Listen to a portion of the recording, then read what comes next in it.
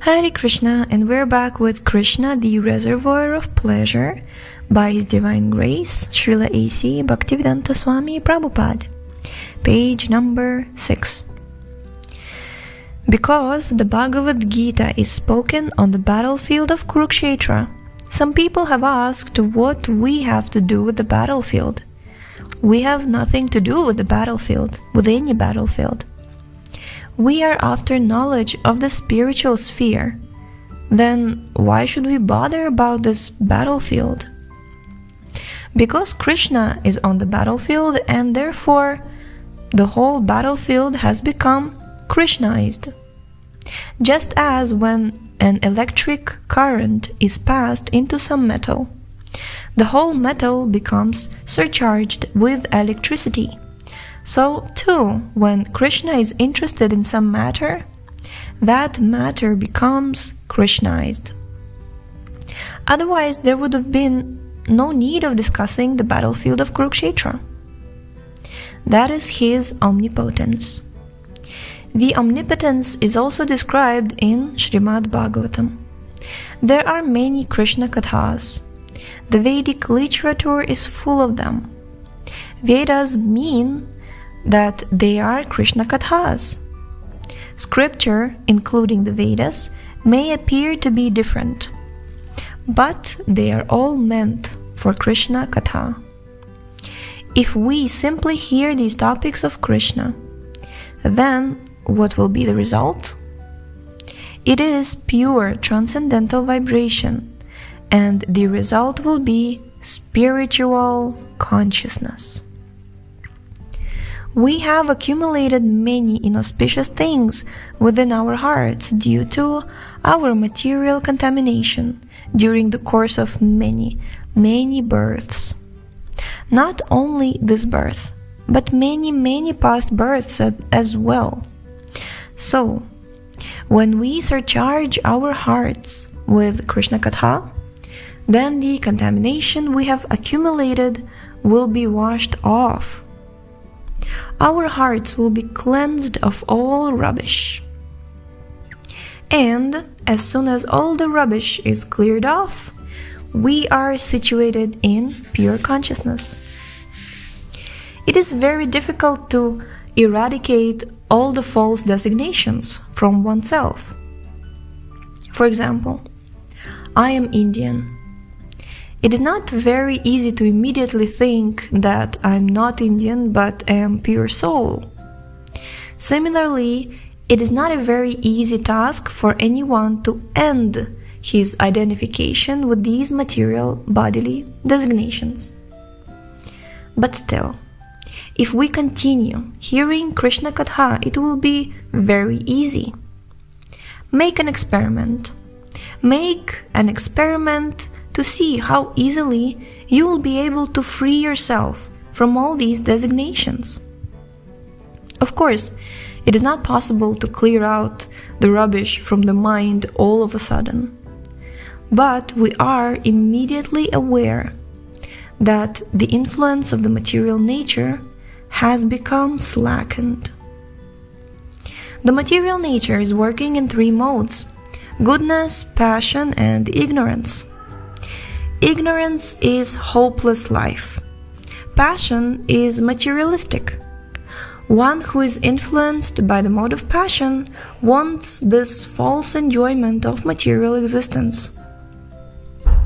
Because he does not know the truth, he wants to squeeze out the energy of the body just to enjoy matter.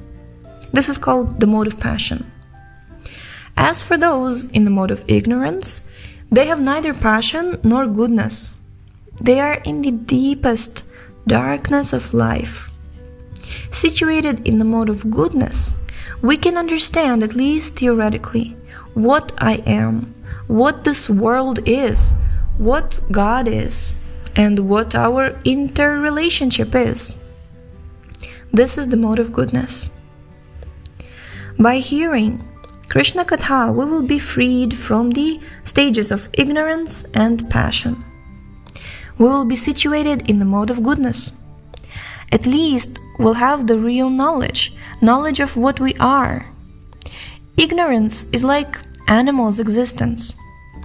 The animal's life is full of suffering, but the animal does not know that he is suffering. Take the case of a hog. Of course, in cities like New York, no hog is seen, but in villages in India, one sees the hog. Oh, how miserable his life is, living in a filthy place, eating stool and always unclean. Yet, the hog is very happy by eating stool and having constant sexual intercourse with the she-hog and just getting fat. The hog gets very fat because of the spirit of enjoyment which is there, although for him it is sensual enjoyment. We should not be like the hog, falsely thinking that we are very happy, working hard all day and night, then having some sex life. We think that in this way we're very happy, but this is not happiness. This has been described in the Bhagavatam as a hog's happiness. Man's happiness is when he is situated in the mode of goodness. Then he can understand what true happiness is. In our daily routine, if we hear Kṛṣṇa Katha, the result will be that all the dirty things in the heart, accumulated life after life, will be cleared out. As a matter of fact, we will see that we are no longer in ignorance or in passion, but are situated in the mode of goodness. What is that position?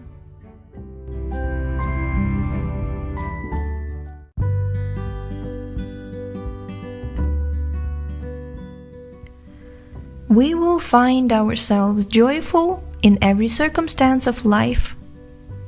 We will never feel morose. In the Bhagavad Gita, we find that this is our Brahma Bhuta, highest stage of goodness situation.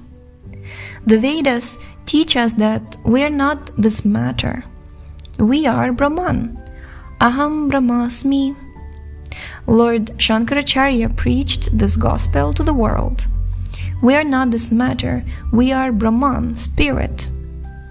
When spiritual realization is already accomplished, then our symptoms will change. What are those symptoms?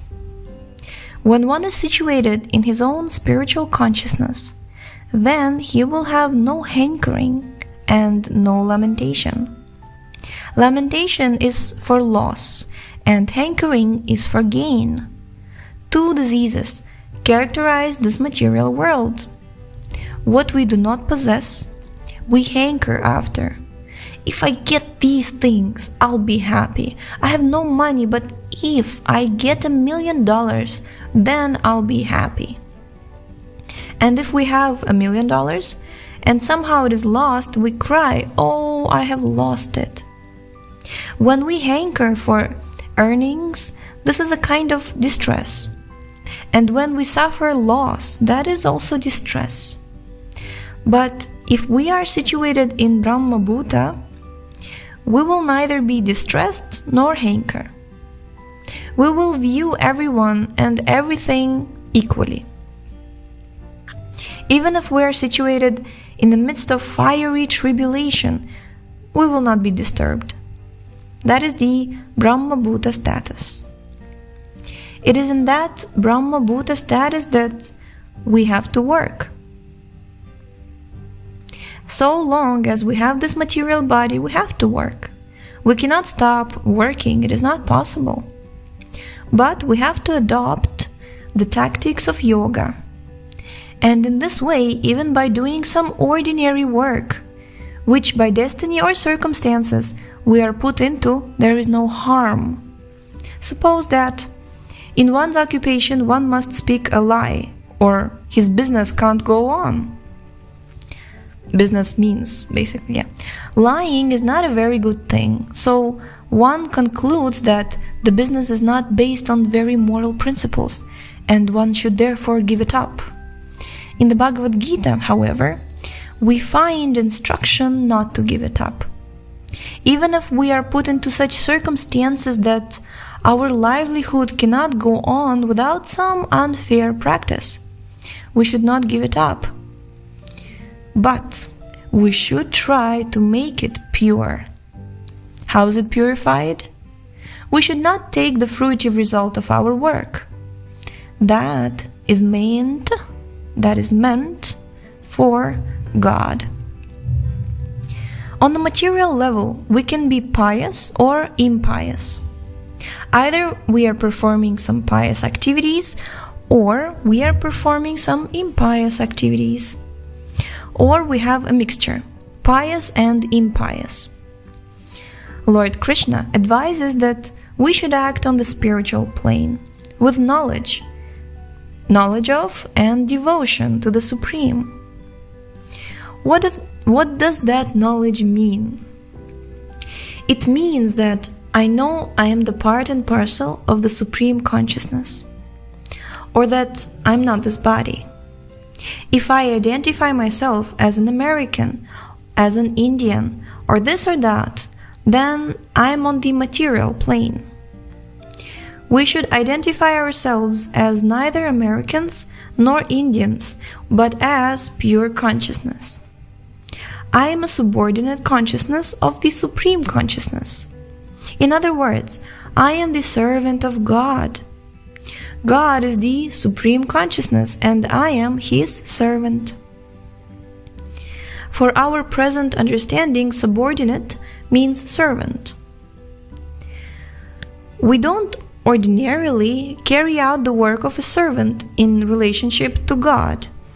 Nobody wants to be a servant, but everyone wants to be the master, because to become a servant is not a very palatable thing. But to become the servant of God is not exactly like this. Sometimes the servant of God becomes the master of God. The real position of the living entity is to be the servant of God. But in the Bhagavad Gita, we can see that the master, Kṛṣṇa, became the servant of Arjuna. Arjuna is sitting in the chariot, and Kṛṣṇa is his driver, his servant. But in the spiritual relationship, we should not cling to the concept of the material relationship. Although the whole relationship, just as we have experience of it in this world, is there in the spiritual world, that relationship is not contaminated by matter. Therefore, it is pure and transcendental. It is of a different nature. As we become advanced in the spiritual conception of life, we can understand what the actual position in the spiritual, transcendental world is. In the Bhagavad Gita, the Lord instructs us to be Buddhi Yukta. Buddhi Yukta means that we act with the full understanding that we are not this body, but our consciousness. That is a fact. And if we act on the level of consciousness, then we can overcome the fruitive results of good work or bad work. It is a transcendental stage. It means that we are acting on another's account, on the Supreme's account. We are not liable to loss or gain. Then, when there is gain, we should not be puffed up. We should think, this gain is for the Lord. And when there is loss, we should know that it is not our responsibility. It is God's work, His. Then we will be happy. Haribol! This we have to practice everything on account of the Supreme. This transcendental nature we have to develop. This is the trick of doing work under the present circumstances. As soon as we work on the level of bodily consciousness, we become bound by the reactions of our work. But When we work in spiritual consciousness, we are not bound either by pious or by vicious activities. That is the technique. Jai. Thank you so much for tuning in today. The link to this book is in the description, and we shall see you next time. Hare Krishna. Tomorrow.